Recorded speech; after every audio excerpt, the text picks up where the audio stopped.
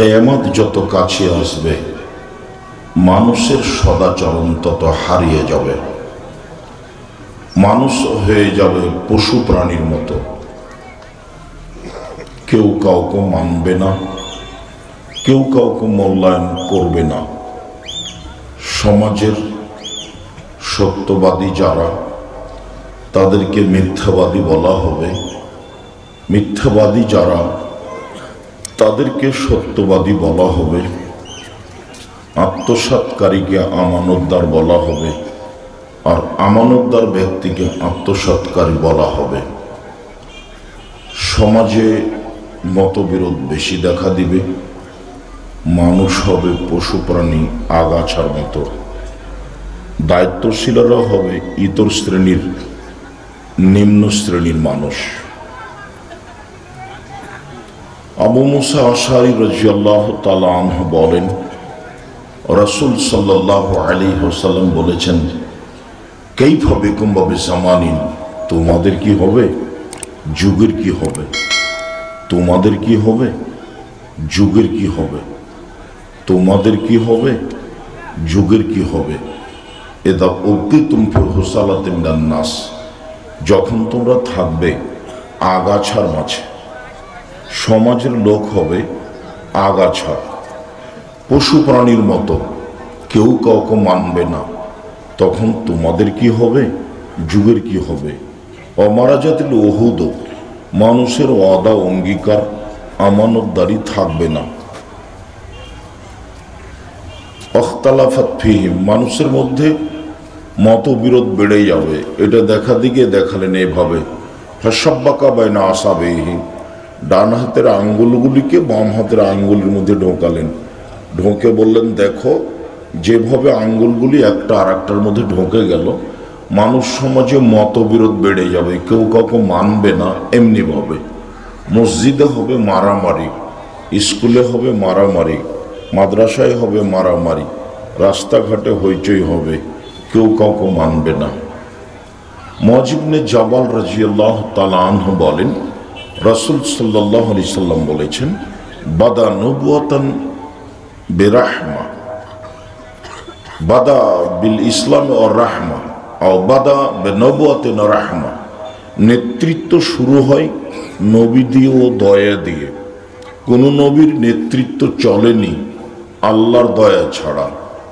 সুম্মা কানা খিলাফা ও রাহমা, তারপর হয় খলিফা দিয়ে ও দয়া দিয়ে। ওমরেরও নেতৃত্ব চলেনি আল্লাহর দয়া ছাড়া।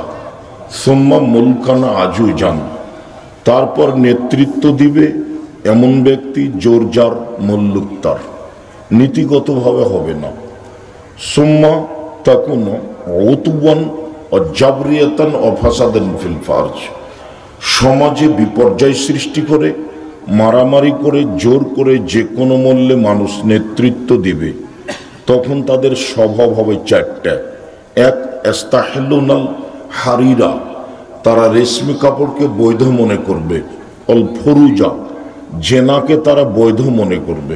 অল খমুরা, নেশাদার দ্রব্য, বিড়ি তামাক জর্দা সিগারেট গুল, নেশাদার দ্রব্য মদকে তারা বৈধ মনে করবে। অয়ুরজাকুনা, দিনান্দিন তারা ধনী হয়ে যাবে। ওয়াইনসারুনা, ধনী হওয়ার জন্য যা কিছু সহজ পথ লাগে সব তাদের সহযোগিতায় পাবে, তারা পাবে, সহযোগিতা করা হবে। এরকম অবস্থাগুলি রাসূল সাল্লাল্লাহু আলাইহি সাল্লাম বললেন।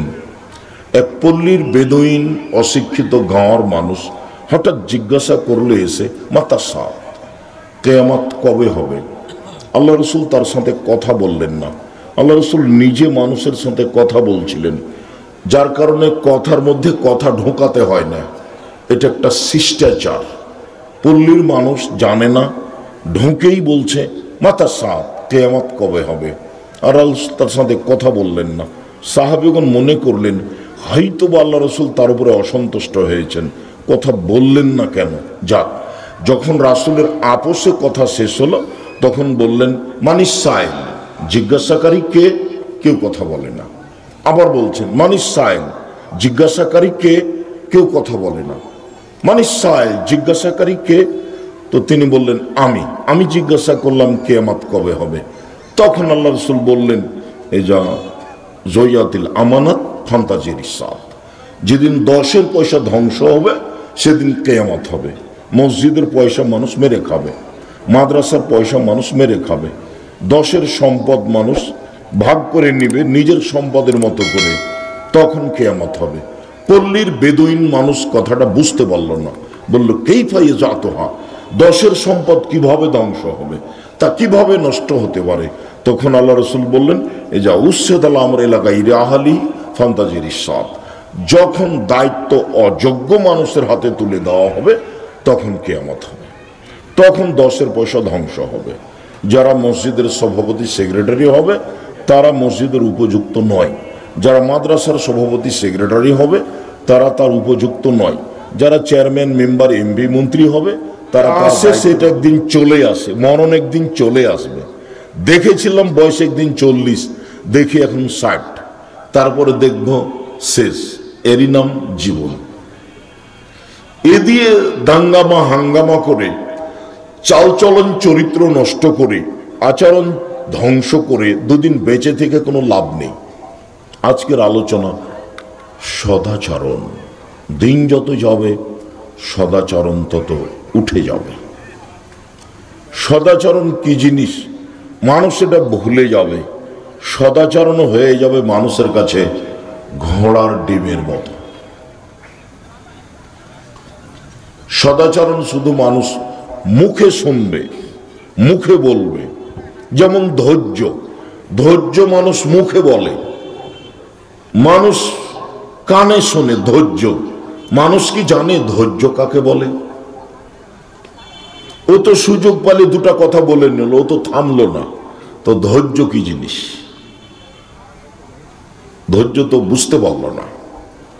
আল্লাহর নবী একদিন রাস্তায় হাঁটছেন, বুখারী মুসলিমের হাদিস, তো একটা মেয়ে কাঁদছে, বৃদ্ধা মহিলা। তো আল্লাহ রাসূল বলছেন, তুমি কেন কাঁদছ? তখন বৃদ্ধা বলছে, ইলাই কান্নি, আপনি সরেন এখান থেকে, আপনি যান, আমি কেন কাঁদছি সেটা আপনাকে কেন জানতে হবে? কি জানার আপনার প্রয়োজন? আল্লাহ রাসূল আর কিছু বললেন না, চলে গেলেন। কেউ তাকে বলল, আপনি কি চিনেন ইনি কে? না, আমি তাকে চিনি না, ইনিই তো মুহাম্মদ সাল্লাল্লাহু আলাইহি সাল্লাম, ইনি নবী। তাই আমি তো তার ভালো কথা শুনেছি। তা আমি ভুল বুঝতে পারে গেলাম তার কাছে সাক্ষাতের জন্য, দেখলাম কোনো পাহারাদার নেই, সাক্ষাৎ করলাম। তিনি আমাকে বললেন, আস-সাবরু ইনদা সাদমাতি লুলা, ধৈর্য ধারণ করতে হয় বিপদ যখন নেমে আসে তখন। পরবর্তীতে ধৈর্যের নাম ধৈর্য নয়। লোকটা আমাকে মেরেছে, আমি খুব চেষ্টা করলাম মারার জন্য, পারলাম না যখন, তখন বললাম যাক, ছেড়ে দিলাম, ধৈর্য ধারণ করলাম, যাক। এটা কি ধৈর্য? জি না। ছেলে আমার মারা গেছে, 7-8 দিন যাবৎ খুব কান্নাকাটি করলাম, ওরে আমার অমুক, ওরে আমার তমুক। তারপরে 7-8 দিন পরে বলছি যাক, আল্লাহর মাল আল্লাহ নিয়েছে। তার নাম কি ধৈর্য? আস-সাবরু ইনদা সাদমাতি লুলা। যখনই পরিস্থিতি আসবে, পরিস্থিতি খুব গরম, তখন ধৈর্যের পরিচয় দিয়ে কথা বলতে হবে, তার নাম ধৈর্য। খুব চিল্লাচিল্লি করে কিছু বললেন, ফলাফল কিছুই হলো না, তাহলে সেটা কি সদাচরণ হলো? সেটা কি ধৈর্য হলো? সম্মানিত দিনী ভাই বোন, সদাচরণের নেকি সবচেয়ে ভারী। এই ছেলে, ও দাঁড়িয়ে কি করছে? আপনারা যারা আছেন দয়া করে দোকানপাট বন্ধ করে, চলাচল বন্ধ করে, কথাবার্তা বন্ধ করে গুরুত্বপূর্ণ আলোচনা শোনার চেষ্টা করুন। আপনি আমাকে চলন্ত একজন বক্তা মনে করে কথা শুনবেন এটা আমি চাই না। আমি আপনার কিছু না কিছু উপকার করবই করব ইনশাআল্লাহ। আমার জীবনে আমি কোনোদিনও অপ্রয়োজনীয় কথা বলিনি। আমি কথা বলবো আর আপনি আপোষে গল্প করবেন, এত বড় নোংরা সাহস আমি আব্দুর রাজ্জাক বিন ইউসুফ পছন্দ করি না। আর আপনাকে আমি তেমন কিছু মনেও করি না, বরং আপনাকে আমি ভালোবাসি এই স্বার্থে যে আপনি আসেন, দুটা কথা শোনেন, মানুষ হিসাবে হিন্দু হলেও আপনার আমি কিছু না কিছু উপকার করবই করবো ইনশাআল্লাহ। আর আমি আপনাকে অনুরোধ করি, যখন আমরা কোনো এলাকায় চলে যাই, অন্তত 10 কিলোমিটার আশেপাশে যত পুরুষ নারী আসবে সবাই আসবে, এটা আমার দাবি। আমি তার উপকার করবই করবো ইনশাআল্লাহ, সে হিন্দু হলেও। কাজেই আমরা অনুরোধ রক্ষা করুন, কোথাও আপোষে কথা বলবেন না। কিছুক্ষণ সময় ধৈর্যের পরিচয় দিয়ে কথা শুনুন, ভালো হবে। আপনি মানুষ তো, অন্তত মানুষ তো। মানুষ শব্দটা আরবি, একজন আর একজনকে মেনে চলে যে সে হলো মানুষ, একজন আর একজনকে হিসাব করে যে সে হলো মানুষ। তাই মানুষে বলে লোকটা অমানুষ, মানে হিসাব করলো না, মানে ভদ্র ভাষায় কথা বললো না, লোকটা একেবারেই অমানুষ, তাই বলে না এই কথা। এটা আরবি শব্দ। তা আপনি নিজেকে মানুষ মনে করে দোকানপাট বন্ধ করে কথা শোনার চেষ্টা করুন, আমাকে দেখতে পান আর না পান। যারা দিনী বোন আছেন তারা দয়া করে আপোষে কথা বলবেন না। আমার আশাতে ইনারা অনেক কষ্ট পেয়েছে, অনেক সময় লেগেছে, কয়েক বছর লেগে গেছে ডেকে নিয়ে আসতে। আমি খুব কাছে আছি, তবুও সময় লাগে। আপনার সাথে আমার দূরত্বের কিছু নেই, কিন্তু আমি আসতে পারি না, আমি খুব কাছেই থাকি। সম্মানিত দিনী ভাই বোন,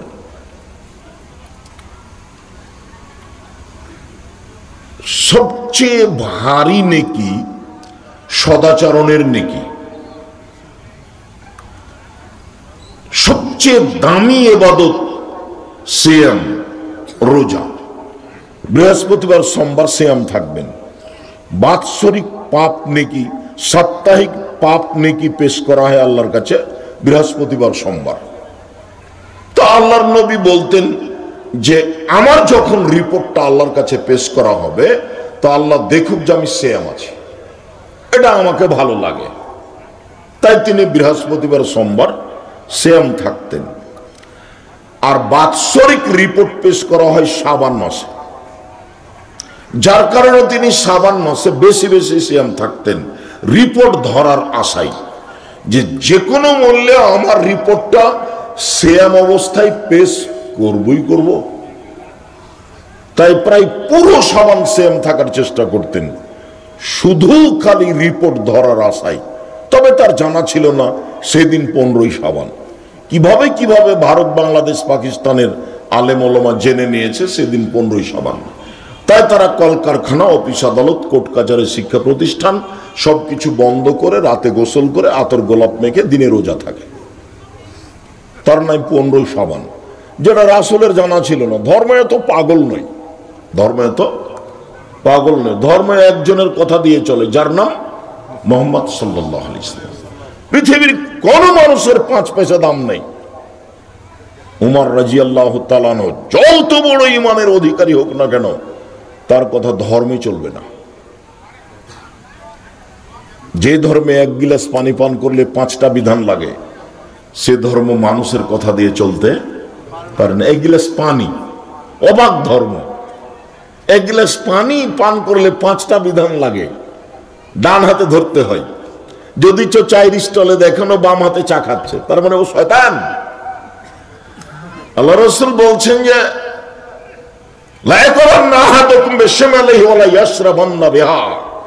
অবশ্যই অবশ্যই তোমাদের কোন ব্যক্তি যেন বাম হাতে না খায়, বাম হাতে পান না করে। নিশ্চয় শয়তান বাম হাতে খায়, বাম হাতে পান করে। হাদিস বুখারী মুসলিম। বাম হাতে কে খায়? শয়তান। বাম হাতে পান কে করে? শয়তান। এ কথা কে বলেন? মুহাম্মদ সাল্লাল্লাহু আলাইহি সাল্লাম। যেখানে কোনো সন্দেহ নেই, আম গাছে জাম ধরতে পারে, ধরে না। আম গাছে জাম ধরতে পারে, ধরে না। অমাবস্যার রাতে চাঁদ উঠতে পারে, উঠে না। সুঁয়ের ছিদ্র দিয়ে লাঙ্গলের ফাল ঢুকতে পারে, ঢোকে না। সুঁয়ের ছিদ্র দিয়ে লাঙ্গলের ফাল ঢুকে যেতে পারে। আম গাছে জাম ধরে যেতে পারে, অমাবস্যার রাতে চাঁদ উঠে যেতে পারে, এগুলো ঘটে যেতে পারে। আমি যেটা বললাম, এতে সন্দেহ আছে বলে কিয়ামত পর্যন্ত চেষ্টা করলে সরিষা ঢোকানো যাবে না। যা বলছি তাই থাকবে, তার নাম বুখারী মুসলিম। আল্লাহ রাসূল বলছেন, আয়েশা রাদিয়াল্লাহু তাআলা আনহা বলেন, ইয়াদু রাসূলিল্লাহ সাল্লাল্লাহু আলাইহি ওয়াসাল্লাম ইয়ুমনা আইয়ুসরা, ইয়াদুল ইয়ুমনা লিল আকলি ওয়া শুরবে আত-তুহুরি। রাসূলের ডান হাত খান ছিল খাওয়া পান করার ভালো কাজের জন্য, আর বাম হাত খান ছিল লিল বাউলি পেশাব পায়খানার জন্য, আলিল কাজারি খারাপের জন্য। যে লোকটা এখনই বাম হাতে চা খাচ্ছে, ওই লোকটার স্যান্ডেলের উপর একটা ময়লা লেগে গেছে, এখন আর ও ডান হাতে ধরবে না, বাম হাতে ধরে এটা সরাবে। এটুকু হিতাহিত গান আছে, ওইটুকু ওই হাতে এখনই বাম হাতে চা খেল। শয়তান। জি, ডান হাতে ধরতে হবে, বসে পান করতে হবে, 3 শ্বাসে পান করতে হবে, পান শেষে আলহামদুলিল্লাহ বলতে হবে। এক গ্লাস পানি পান করতে 5টা বিধান লাগে, যার নাম ইসলাম, আর এটা নীতি আছে। বিছানা আমার, বাড়ি আমার, আমি আমার স্ত্রী সুন্দর করে বিছানা সাজিয়েছে, কিন্তু আমি আমার ইচ্ছে মতো শুইতে পারবো না। কেন? আমি মুসলিম, আমার একটা নীতি আছে। ডান কাতে আমাকে শুইতে হবে দোয়া পড়ে। জুতা আমার, টাকা আমার, আমি নিজে জুতা কিনেছি টাকা দিয়ে, কিন্তু আমি ইচ্ছা মতো পায়ে দিতে পাবো না। ডান পায়েরটা আগে দিতে হবে। জুতা আমার, আমি নিজে কিনেছি, কিন্তু ইচ্ছা মতো খুলতে পাবো না, বাম পায়েরটা আগে খুলতে হবে। প্লেট আমার, খাদ্য আমার, বউ আমার, সবকিছু আমাকে সাজিয়ে দিয়েছে, আমি নিজের ইচ্ছা মতো খেতে পাবো না, আমাকে বিসমিল্লাহ বলে শুরু করতে হবে। আমি কারাগারে আছি, আল্লাহ রাসূল বলছেন মুমিন কারাগারে আছে। যারা ঢাকা কেন্দ্রীয় কারাগারে আছে, স্বামী স্ত্রী দেখতে যায়, দরজায় দাঁড়িয়ে থাকে, দুজন মিলে। ইবাদতের জগতে সবচেয়ে শক্তিশালী, পাওয়ারফুল, ক্ষমতাধর ইবাদত হলো দান। ইবাদতের জগতে সবচেয়ে শক্তিশালী ইবাদত কি? দান। দানের মতো শক্তিশালী পৃথিবীতে কোনো ইবাদত নেই। সালাত যতই ব্যতিক্রম ইবাদত হোক না কেন, সালাত আপনি আদায় করলেন নেকি আপনার। আপনার মা মারা গেছে, এতে কবরে কোনো কাজ আসবে না। সালাত আদায় করে আপনার মায়ের কোনো উপকার হবে না, সেটা আপনার ব্যাপার। সালাত আদায় করেছেন নেকি আপনি পাবেন। সিয়াম যতই দামি ইবাদত হোক না কেন, সিয়াম পালন করে আপনার মায়ের আপনি উপকার করতে পারবেন না, যে মা কবরে আছে। হজ একটা বড় ইবাদত, কবুল হয়েছে, ও নিষ্পাপ হয়ে গেছে, এরপরেও হজ করেও তার মায়ের কোনো উপকার করতে পারবে না। সারা পৃথিবী জুড়ে, ঢাকা কেন, উত্তর কাজীখানা, এইসব এলাকা কেন, চামর খান কেন, সারা পৃথিবী জুড়ে সবাই যদি মরা মানুষের নামে কোরআন মাজিদ পড়ে, তো মরা মানুষের 1 পয়সা উপকার করতে পারবে না। কোরআন যে পড়বে সেই 10 নেকি পাবে অক্ষর প্রতি। ও পড়ে আর একজনের নামে বক্সাতে পারে না। ধর্ম পাগল নয়। ধর্ম মনে করছো রাজশাহী চাঁপাইনবাবগঞ্জ হাওয়াই লাড্ডু, দোনো হাত মে লাড্ডু হয়, जो चाहे उसको खा ले, जो चाहे उसको छोड़ दे। ধর্ম পাগল নয়। এরকম ঘটনা রাসূলের কোনোদিন ঘটেনি, এরকম ঘটনা সাহাবীর কোনোদিন ঘটেনি, তাবেঈর কোনোদিন ঘটেনি যে তারা কোরআন মাজিদ পড়ার বলছে, পড়ার পরে যে অমুকের কবরে বক্সিয়া দিলাম। পৃথিবীতে একটা শক্তিশালী ইবাদত আছে, এত পাওয়ারফুল ইবাদত পৃথিবীতে নেই। আপনার মায়ের নামে আপনি 2000 টাকা দান করলেন মসজিদে, কোনো বেসরকারি কওমি সঠিক আকীদার মাদ্রাসায়, আপনার মায়ের কবরের শাস্তি বন্ধ। একথা আমি বলিনি, একথা মুহাম্মদ সাল্লাল্লাহু আলাইহি ওয়াসাল্লাম বলেছেন। তিনি বলেছেন ইন্না সাদকাতা তুতফিউ হারাল কবরে, নিশ্চয় দান কবরের শাস্তি বন্ধ করে দেয়। তিনি বলেছেন ইন্না সাদকাতা তুতফিউল খাতিয়াতা কামা ইতফিল মাউন নারা, নিশ্চয় দান মানুষের পাপকে মিটিয়ে দেয়, পানি যেমন আগুনকে নিভিয়ে দেয়। আল্লাহ রাসূল বলছেন ইন্না সাদকাতা তুতফিউ গাযাবার রাব্বে, ইন্না সাদকাতা সিররে তুতফিউ গাযাবার রাব্বে, গোপন দান আল্লাহর রাগকে মিটিয়ে দেয়। খুব শক্তিশালী ইবাদত হলো দান, যেটার কথা আপনাকে বললে আপনার মন খারাপ হয়। এটা হলো কিয়ামতের লক্ষণ। আল্লাহ কোনোদিন কাউকে বলেনি যে তোমার উপার্জন থেকে আমাকে দান করো, এই কথা বলেননি। আল্লাহ সবসময় বলেছেন, এই আমি যেটা খেতে দিয়েছি ওখান থেকে দান করো। মিম্মা রাযাকনাকুম আনফিকু মিম্মা রাযাকনাকুম, এই দান করো, আমি যেটা দিয়েছি সেখান থেকে দাও। কোনোদিন কাউকে বলেননি যে তোমারটা দাও। আল্লাহ কোরআন মাজিদে শত হাজারো জায়গাতে কি বলেছেন, যেটা আমি দিয়েছি সেটা দান কর, এই কথা বলেছেন আল্লাহ। কথা বোঝা গেল না মনে হয়? কাজে আপনি দান করলে নিজেরটা দান করবেন এই কথা নয়। আর একটা মনে রাখেন, আল্লাহ নবী বলছেন, মা কালা ফাফনা, যা খেলো তা পায়খানা, ওমা লাবেসা ফাবলা, যা পড়লো তা পুরাতন, ওমা আতা ফাক্তানা, যা দিল তা জমা হলো। তাহলে আগের দুটা বাতিল, পরেরটাই টিকে আছে। আল্লাহ রাসূল বলছেন, মানুষে বলে আমার সম্পদ আমার সম্পদ আমার সম্পদ, অথচ তার সম্পদ নয়। কেন? ও যেটা দিয়েছে সেটা তার, আর যেটা রেখে গেছে সেটা ওর ছেলেরা ভাগ করে নেবে, প্রয়োজনে মামলা করে, প্রয়োজনে মারামারি করে নিবে। আমাদের গ্রামে বাপ মরার পরে জমি জায়গা বাড়িঘর ভাগ করতে গিয়ে একটা ঢেঁকি থেকে যায়, তখন ঢেঁকিটা কেটে ভাগ করে, আর যেটা পরে সেটা পুরাতন। হাদিস সব বুখারী মুসলিম। তো ইবাদতের জগতে সবচেয়ে শক্তিশালী ইবাদত দান। দান যত বড়ই শক্তিশালী ইবাদত হোক না কেন, সদাচরণ পৃথিবীতে সদাচরণ। সদাচরণ কি জিনিস? সদাচরণ কি খাওয়ার জিনিস? সদাচরণ কি কোনো ইবাদত? জি না। ভালো কথা ভালো কর্মের নাম সদাচরণ। সদাচরণ হারিয়ে যাবে দল করলে। দল করে যারা, তাদের কাছে সদাচরণ থাকবে, এই হিসাব ভুল। সংগঠন করে যারা, তাদের ভিতরে সদাচরণ থাকবে, এই হিসাব বাতিল। আমি আপনার দল করি না, তখন আপনি আমাকে ভালোবাসেন, এই কথা ঠিক নয়। তাহলে আপনি আমার কাছে টাকা পয়সা পান, সেই জন্য ভালোবাসেন, এমনিতেই। দাঙ্গাবাজি করে যারা, হইচই করে যারা, মারামারি করে যারা, দায়িত্ব নিয়ে কাড়াকাড়ি করে যারা, তারা সদাচরণ টিকাতে পারে না, অসম্ভব।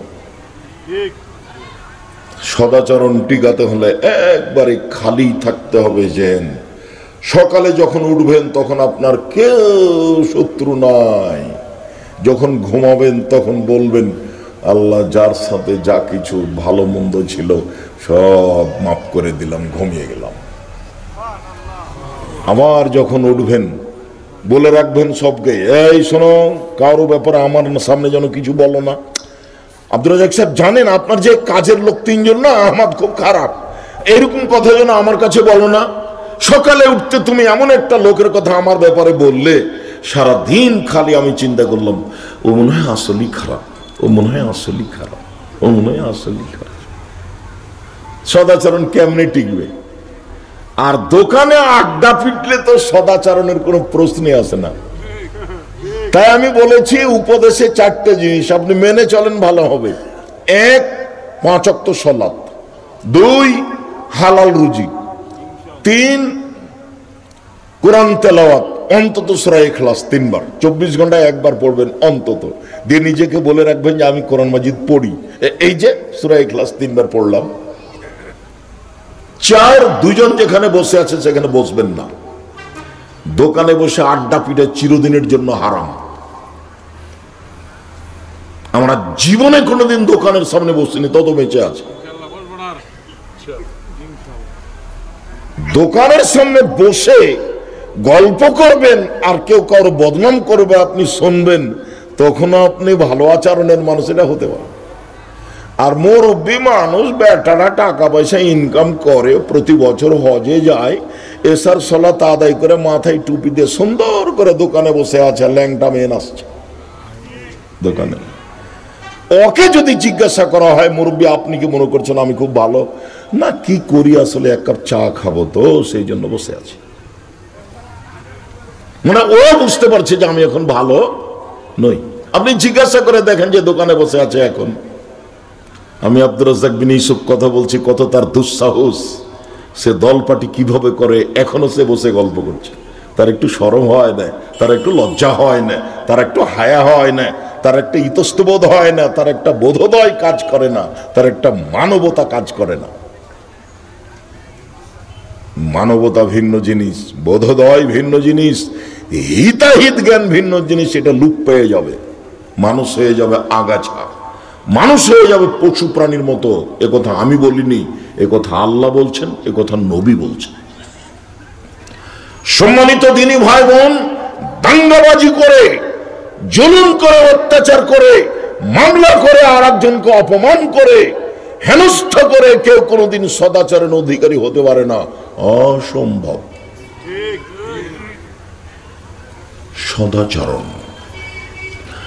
আবু দারদা রাদিয়াল্লাহু তাআলা আনহু বলেন, রাসূল সাল্লাল্লাহু আলাইহি ওয়াসাল্লাম বলেছেন, ইন্না আসকালা শাইইন ইদাউ ফি মিজানিল মুমিন খুলুকুন হাসান।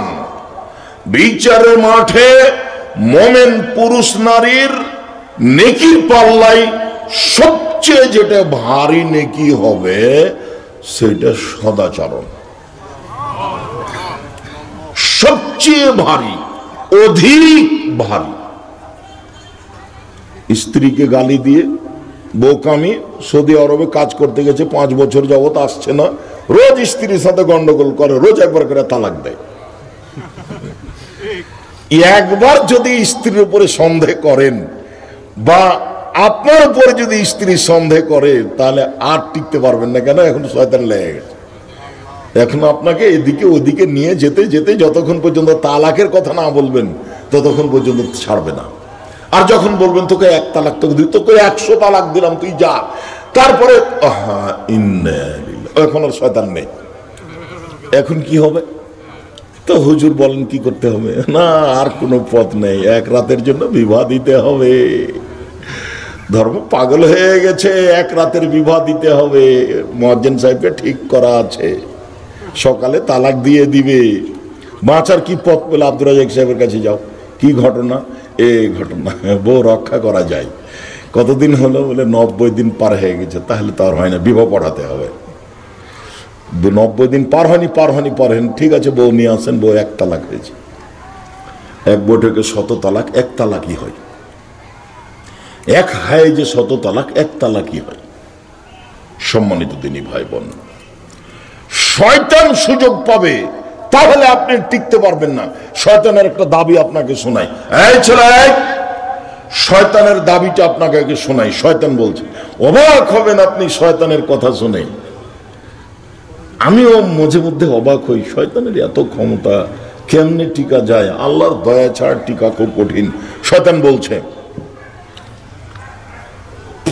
বলার ঢং দেখেন, বলছে, রব্বি, হে আমার প্রতিপালক, ওয়াইসাতে তোমার মর্যাদার কসম। শয়তান বলছে, হে আমার প্রতিপালক। শয়তান আল্লাহকে বলছে, হে আমার প্রতিপালক, রব্বি, হে আমার প্রতিপালক, ওয়াইসাতে তোমার সম্মানের কসম, লা যালা উকবি ইবনা আদম মা দামা তারহুম ফি আসাদিহিম।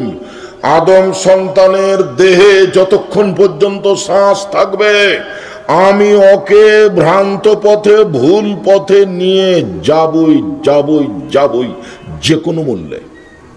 ইবলিস বলছে, শয়তান বলছে আল্লাহর সামনে, ওর দেহে যতদিন শ্বাস আছে আমি তো ওর রগে রগে চলতে পারি, ওর রক্ত যেখানে যায় সেখানে আমি যেতে পারি।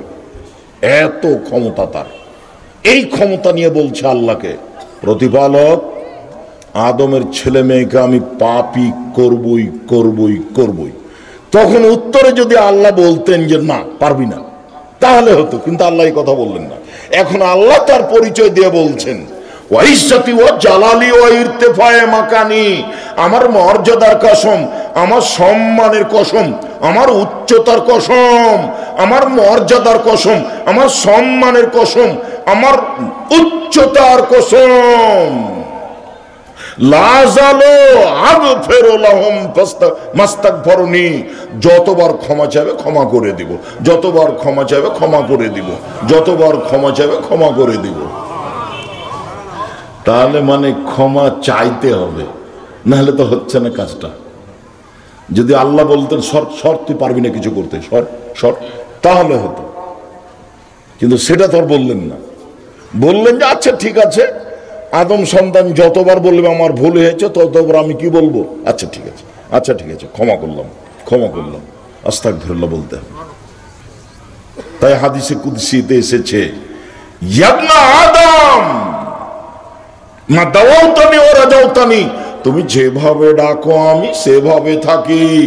আদমের ছেলে মেয়ে শোনো, তুমি যেভাবে ডাকো আমি সেভাবে থাকি, তুমি যেভাবে আশা পোষণ করো সেভাবে আমি পূর্ণ করে থাকি।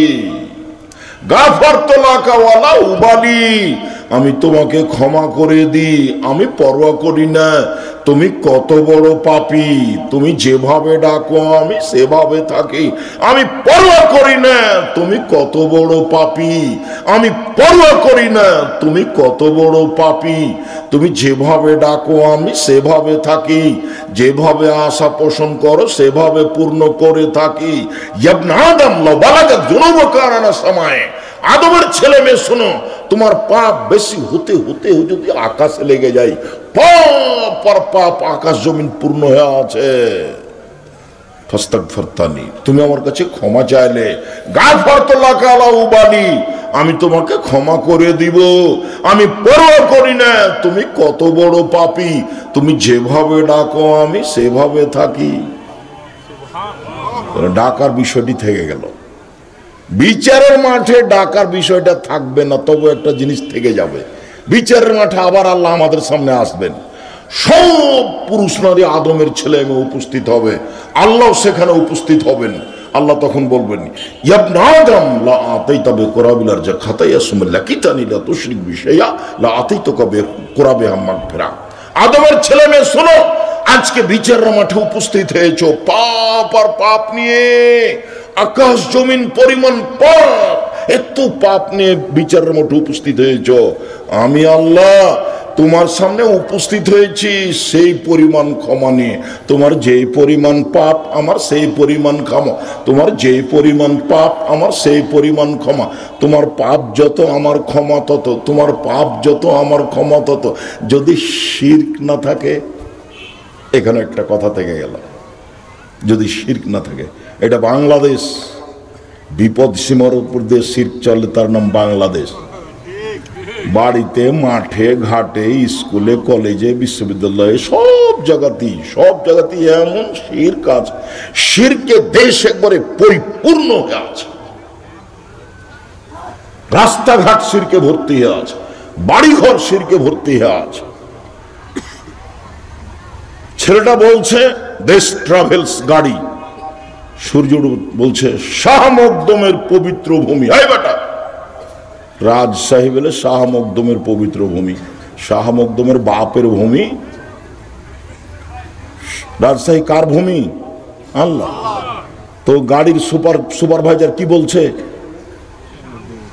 শাহ মকদুমের পবিত্র ভূমি। যখন সূর্যটা ডুবেছে, হাতে হাতে আলো দিয়ে দিয়েছে। এই শোনো সুপারভাইজার, সবাই চালাই, গাড়িতে আলো দিলা কেন? বলছে আমার বস সূর্য ডুবার সাথে সাথে গাড়িতে আলো দিতে বলেছে। নজরুল্লাহ, ওটা তো হিন্দুদের কাজ। সূর্য ডুবার সাথে সাথে বাড়িতে কি করতে হবে? আলো দিতে হবে, তো হিন্দুদের কাজ। আর যেগুলো স্কুল কলেজে রাস্তাঘাটে অফিস আদালতে আছে সেটা থাক, সামাজিকভাবে যে মানুষ শিরক করছে তার কোনো হিসাব নাই। বিচারের মাঠে আল্লাহ একটা কথা রেখে দিলেন যে যদি শিরক না থাকে তাহলে তোমার যে পরিমাণ পাপ আমার সেই পরিমাণ ক্ষমা, তোমার যে পরিমাণ পাপ আমার সেই পরিমাণ ক্ষমা, তোমার পাপ যত আমার ক্ষমা তত, যদি শিরক না থাকে। সম্মানিত দিনী ভাই বোন, সবচেয়ে ভারী নেকি সদাচরণ। তবে আর একটা ভারী নেকির কাজ আছে, এইটা বলে নিয়ে ধারাবাহিকভাবে আপনাকে কিছু সদাচরণ দেখাবো ইনশাআল্লাহ। আবু হুরায়রা রাদিয়াল্লাহু তাআলা আনহু বলেন, রাসূল সাল্লাল্লাহু আলাইহি ওয়াসাল্লাম বলেছেন, সাকিল কালেমা তানে, দুইটি বাক্য, খাফিফা তানে হাবিবা তানে এলার রহমানে, রহমানের কাছে অতীব প্রিয়। খাফিফা তানে আলাল লিসানে, উচ্চারণে একেবারেই হালকা। উচ্চারণ করতে অজু লাগে না, তাই তো হালকা। উচ্চারণ করতে টাকা লাগে না, তাই তো হালকা। উচ্চারণ করতে গায়ে শ্রম দিতে হয় না, তাই তো হালকা। ইবাদত করতে টাকা লাগে, বলেন তো সেটা কোন ইবাদত? হজ।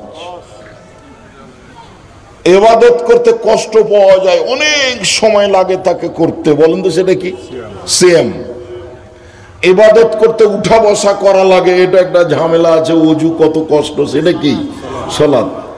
ইবাদত করতেও কষ্ট পাওয়া যায়, কিন্তু অবাক ইবাদত যে তা একেবারেই সহজ, ভারী নয়, টাকা লাগে না, অজু লাগে না।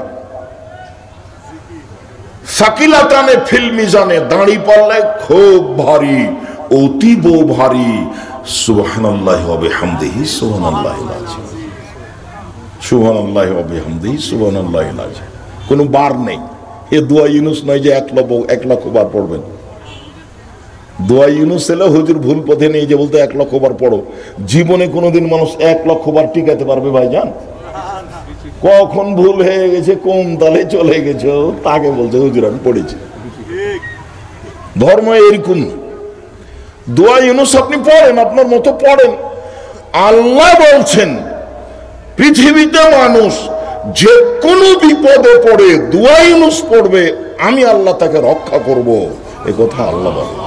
মুহাম্মদ সাল্লাল্লাহু আলাইহি সাল্লাম বলেন যে কোনো বিপদে যে কোনো সমস্যায় পড়ে যদি মানুষ দোয়া ইউনুস পড়ে, আল্লাহ তাকে রক্ষা করবেন। দোয়া ইউনুস পড়েন, আপনি আপনার মতো পড়েন। সেখানে 1,00,000 বার, 1,00,000 বার, আবার 1,00,000, আবার 1,00,000। বরিশালে গেছিলাম 2003 সালে, 3 দিন ছিলাম। কোনো সঠিক আকীদার মানুষ দেখিনি।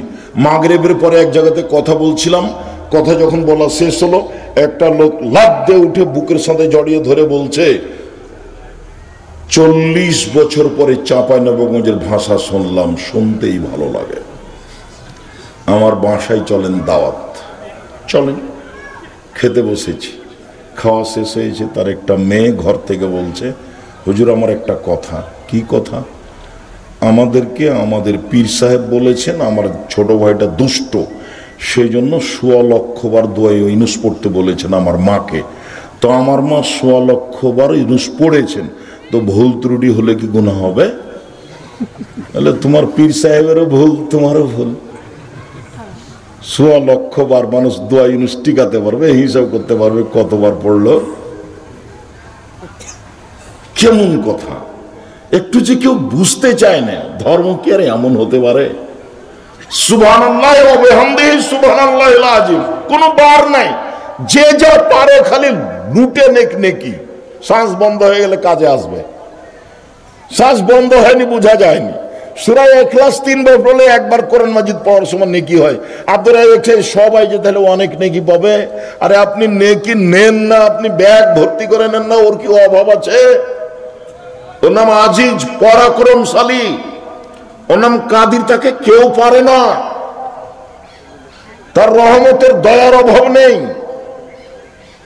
মানুষ দিয়ে যখন জান্নাত পূর্ণ হবে না, তখন মানুষ আবার বানাবেন।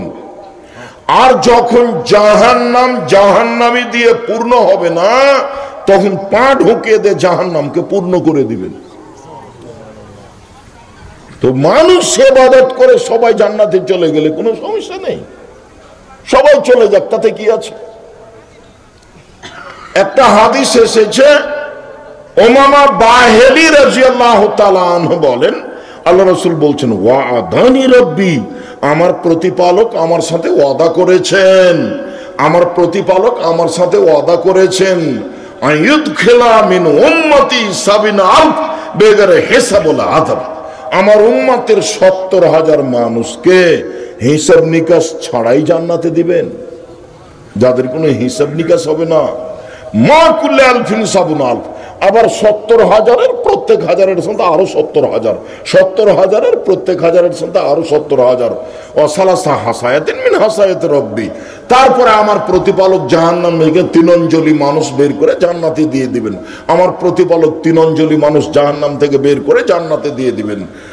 তখন এই হাদিসের ভিত্তিতে মাওলানা ডক্টর শহীদুল্লাহ রাহিমাহুল্লাহ, আল্লাহুম্মা গফির লাহু ওয়ারহামহু, মাওলানা আব্দুল্লাহিল কাফি আল কুরাইশিকে বলেছিলেন, জনাব আল্লাহর হাত কি ছোট? আল্লাহর হাত তো জাহান্নামের চেয়ে বড়। জাহান্নামে যত মানুষ আছে সবই তো চলে আসতে পারে। তো মাওলানা আব্দুল্লাহিল কাফি আল কুরাইশি বললেন, জনাব আপনি যে কথা বলেছেন সে কথাই ঠিক। আল্লাহর হাত জাহান্নামের চেয়ে অনেক বড়, এ কথাই ঠিক। আল্লাহর হাত জাহান্নামের চেয়ে বড়, এ কথাই ঠিক। তবে মনে রাখবেন, অন্তরে ঈমান থাকবে না যার, অঞ্জলিতে আসার সুযোগ হবে না তার। অন্তরে ঈমান থাকবে না যার, অঞ্জলিতে আসার সুযোগ হবে না তার।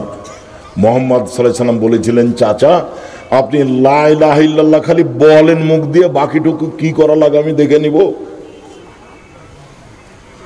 আর লোকের সামনে খুব চ্যালেঞ্জ দিয়ে বলেছিলেন, আর যারা ছিল আবু জাহাল আর উতবা যারা ছিল ওখানে, আপনি খালি একটু বলেন না লা ইলাহা ইল্লাল্লাহ, বাকিটুকু আমি দেখব। তাহলে লা ইলাহা ইল্লাল্লাহ ছাড়া কোনো উপকার করতে পারবে না কেউ বিচারের মাঠে। পারবে না ইব্রাহিম আলাইহিস সালাম বাপের কোনো উপকার করতে, পারবেন না মুহাম্মদ সাল্লাল্লাহু আলাইহি ওয়াসাল্লাম বাপ মায়ের কোনো উপকার করতে। পৃথিবীর কোনো মানুষ লা ইলাহা ইল্লাল্লাহ ছাড়া কেউ কারো বিচারের মাঠে উপকার করতে পারবে না। বলছিলাম সদাচরণ, সদাচরণ। আবু হুরায়রা রাদিয়াল্লাহু তাআলা আনহু বলেন, রাসূল সাল্লাল্লাহু আলাইহি ওয়াসাল্লামকে জিজ্ঞাসা করা হলো, আল্লাহ নবী মা খায়রু মান উতিয়াল ইনসান, মানুষকে যেটা দেওয়া হয়েছে তার মধ্যে সবচেয়ে উত্তম কি বলেন তো আল্লাহ রাসূল? মানুষকে আল্লাহ কি দিয়েছেন? হাত দিয়েছেন, পা দিয়েছেন, চক্ষু দিয়েছেন, খাওয়ার দিয়েছেন, বাড়িঘর দিয়েছেন। আচ্ছা, আল্লাহ যেটা মানুষকে দিয়েছেন তার সবচেয়ে উত্তম কোনটা আল্লাহ রাসূল বলেন তো একটু? তখন আল্লাহ রাসূল বলছেন, আল খুলুকুল হাসান, ভালো আচরণ, সদাচরণ। আল্লাহ মানুষকে যা কিছু দিয়েছেন তার সবচেয়ে উত্তম হলো সদাচরণ। সদাচরণ আছে যার, সবকিছু আছে তার। সদাচরণ নেই যার, কোনো কিছু নেই তার। নওয়াস ইবনে সামআন রাদিয়াল্লাহু তাআলা আনহু বলেন, সাউতু রাসূলুল্লাহ সাল্লাল্লাহু আলাইহি সাল্লাম আনিল ইসমে আনিল বিররে ওয়াল ইসমে। আল্লাহর নবীকে আমি একথা জিজ্ঞাসা করলাম, আল্লাহর নবী একটু বলেন তো নেকি কি জিনিস, পাপ কি জিনিস? আল্লাহ রাসূল একটু বলেন তো নেকি কি জিনিস, পাপ কি জিনিস? পাপ কি, নেকি কি? তখন আল্লাহ রাসূল উত্তরে বলছেন, আল বিরর হুসনুল খুলুক, নেকি হলো ভালো আচরণ। হাদিস বুখারী মুসলিম।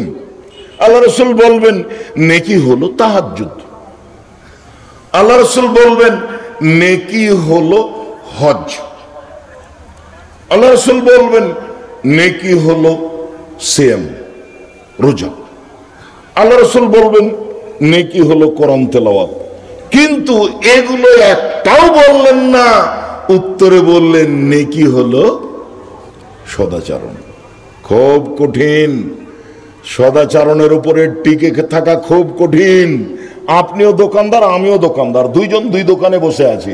সবাই আসে আর আপনার দোকানে নেই, সবাই আসে আর আপনার দোকানে নেই, আর আমি চলে যাই। আর আমি খালি ভিতর ভিতর ফুলে একবারে মন খারাপ, জ্বলে আগুন হয়ে আছে। তা একটা লোক আমার কাছে আসলো, তা আমি নেওয়ার কাপড় চোপড় দেওয়ার পরে, জিনিস দেওয়ার পরে বললাম, ওখানে যান কেন? ওখানে যান কেন? জানেন না যে 20 টাকার জিনিস 40 টাকা ধরে? আপনি জানেন না? আপনি বলেন তো এদের কি আর সদাচরণ আছে? এরই নাম হিংসা।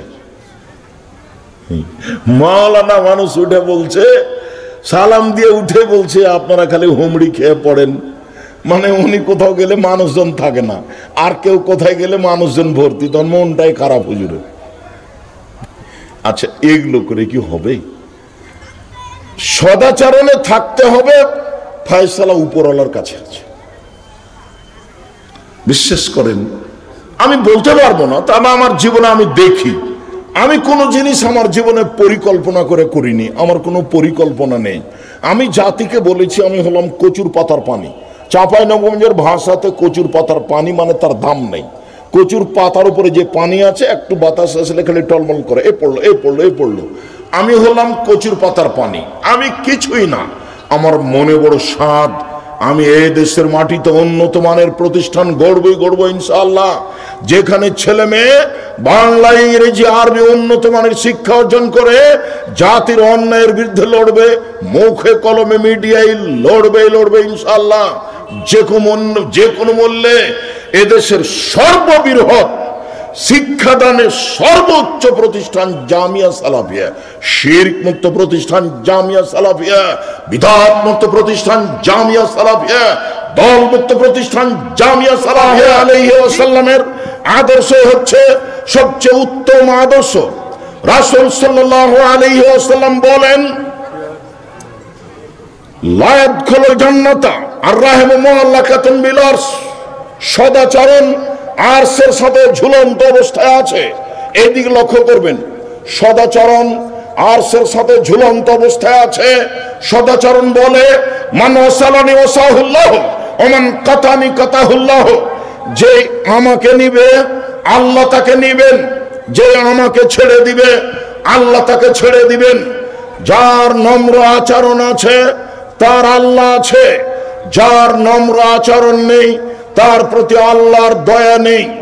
আবু হুরায়রা রাদিয়াল্লাহু তাআলা আনহু বলেন, রাসূল সাল্লাল্লাহু আলাইহি সাল্লাম বলেছেন, আর-রাহমু শুবনাতুন মিনার রহমান, সদাচরণ রহমান থেকে নির্গত হয়েছে, সদাচরণ রহমান থেকে নির্গত হয়েছে। কার আল্লাহ তাআলা সদাচরণ বলে, মান ওয়াসালাকে ওয়াসালতুহু, আল্লাহ তাআলা বলেন মান ওয়াসালাকে ওয়াসালতুহু, এই সদাচরণ তোমাকে যে নিবে আমি আল্লাহ তাকে গ্রহণ করব। অমান কাতাকে কাতাতুহু, তোমাকে যে ছেড়ে দিবে আমি আল্লাহ তাকে ছেড়ে দিব। সম্মানিত দিনী ভাই বোন, বলছিলাম সদাচরণ মানুষের জীবনে অতীব গুরুত্বপূর্ণ একটি বিষয়। সদাচরণ, নম্র আচরণ। বিচারের মাঠে পুরুষ নারীর নেকির পাল্লায় সবচেয়ে যেটা ভারী নেকি হবে সেটা সদাচরণ। আব্দুল্লাহ ইবনে ওমর রাদিয়াল্লাহু তাআলা আনহু বলেন, চারটা জিনিস আছে যার সব কিছু আছে তার, চারটা জিনিস আছে যার সব কিছু আছে তার। এই ছেলেরা তোমরা হইচই করো না, এমপি সাহেব এসেছেন, 2 মিনিট অপেক্ষা করতে বলো, তিনি জাতির দেশের একজন নেতা। তোমরা হইচই ছাড়াই বসে থাকো, তিনি তার দায়িত্ব পালন করবেন ইনশাআল্লাহ। সম্মানিত দিনী ভাই বোন, যারা আপনারা এখানে উপস্থিত আছেন, এক খেয়ালে চেয়ে থাকেন, আমি কিছুক্ষণের মধ্যে বক্তব্য শেষ করব। সদাচরণ একটা ভিন্ন জিনিস। মুহাম্মদ সাল্লাল্লাহু আলাইহি সাল্লাম বলেন, বিচারের মাঠে নেকির পাল্লায় সবচেয়ে যেটা ভারী নেকি হবে সেটা সদাচরণ। এই ছেলে না বসো, এমপি সাহেবের সাথে তোমরা যারা এসেছো তোমরা এখানে বসে পড়ো, না হলে এক পায়ে দাঁড়িয়ে থাকো। পরিবেশ সুন্দর করে, এটা তোমাদেরই জিম্মেদারি। প্রোগ্রাম তোমাদের, প্রোগ্রাম আমার নয়। প্রোগ্রামের পরিবেশ যদি এলোমেলো হয় তোমরাই জবাব দিবা।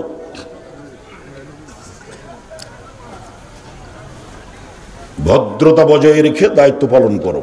সম্মানিত দিনী ভাই বোন, বলছিলাম চারটা জিনিস আছে যার সবকিছু আছে তার, চারটা জিনিস নেই যার কোনো কিছু নেই তার, চারটা জিনিস আছে যার ইহকাল আছে তার, চারটা জিনিস নেই যার ইহকাল নেই তার, চারটা জিনিস আছে যার পরকাল আছে তার, চারটা জিনিস নেই যার পরকাল নেই তার।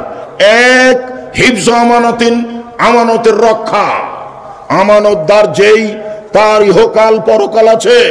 2, হুসন খালিকাতিন, ভালো আচরণ, সদাচরণ যার ইহকাল তার, সদাচরণ যার পরকাল তার, নম্র আচরণ যার পরকাল তার, ভদ্র আচরণ যার পরকাল তার। 3, সিদক হাদিসিন, সত্য কথা, সত্য কথা যার ইহকাল তার, সত্য কথা যার পরকাল তার। 4, ইফাতিন ফি তওমাতিন, বৈধ রুজি, বৈধ রুজি যার, ইহকাল তার, পরকাল তার।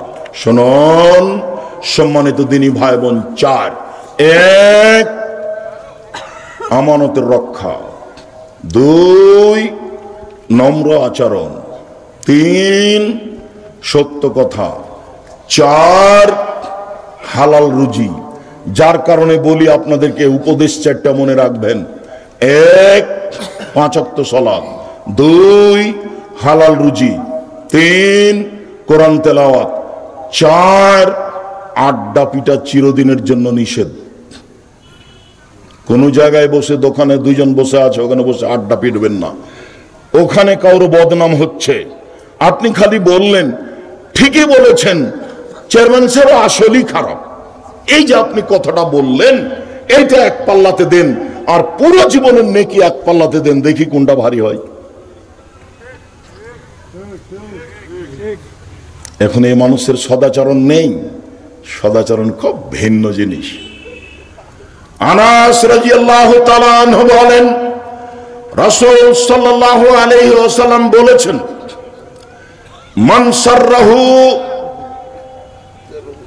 আই ইউবসাতা লাহু ফি রিজকিহি, যে মানুষ চায় আল্লাহ তার রুজি বেশি করে দেখ, যে মানুষ চায় আল্লাহ তাকে অর্থ সম্পদ দান করুক,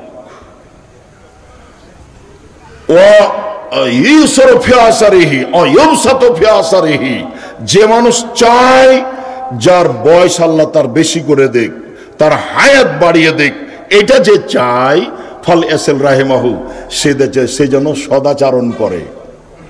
মনে রাখবেন, ভুলে যাবেন না হয়। বাক্যের বক্তব্যের সবই যদি ভুলে যান, এই বাক্যটা ভুলবেন না।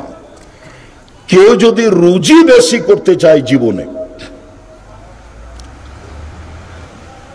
কারো যদি হায়াত বাড়িয়ে দেওয়ার প্রয়োজন মনে করে বা করুক, আল্লাহর কাছে চায় যদি, তাহলে সে যেন সদাচরণ করে। আমি এ কথা বলিনি, এ কথা মুহাম্মদ সাল্লাল্লাহু আলাইহি ওয়াসাল্লাম বলেছেন, হাদিস বুখারী মুসলিম। আম গাছে জাম ধরে না, ধরে যেতে পারে। অমাবস্যার রাতে চাঁদ উঠে না, উঠে যেতে পারে।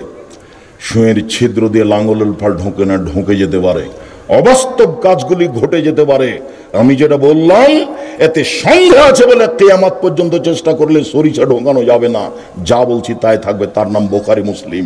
আমি নিজের কথা বলিনি, যার কারণে আমার আস্থা বিশ্বাস খুব শক্তিশালী, মজবুত।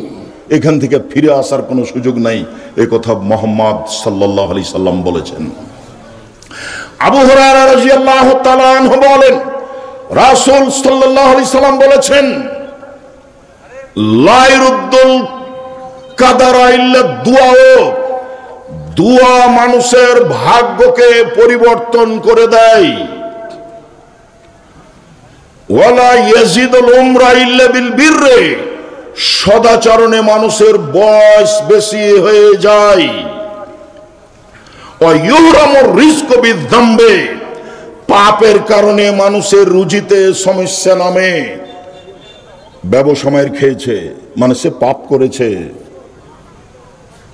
চাকরিটা নষ্ট হয়েছে মানে কোনো পাপের কারণে ঘটেছে, দিন মজুরি করে দিন চলছে না মানে পাপ চালু আছে। বড় মোবাইল বন্ধ করতে হবে যে কোনো মূল্যে। মোবাইল আশীর্বাদ বটে, তবে অভিশাপও বটে। অভিশাপে পরিপূর্ণ। সারা রাত ল্যাংটা মেয়ে দেখে আপনি কোটি টাকা ইনকাম করবেন, এই হিসাব থেকে বেঁচে থাকা না। আমি এ কথা বলিনি, এ কথা মুহাম্মদ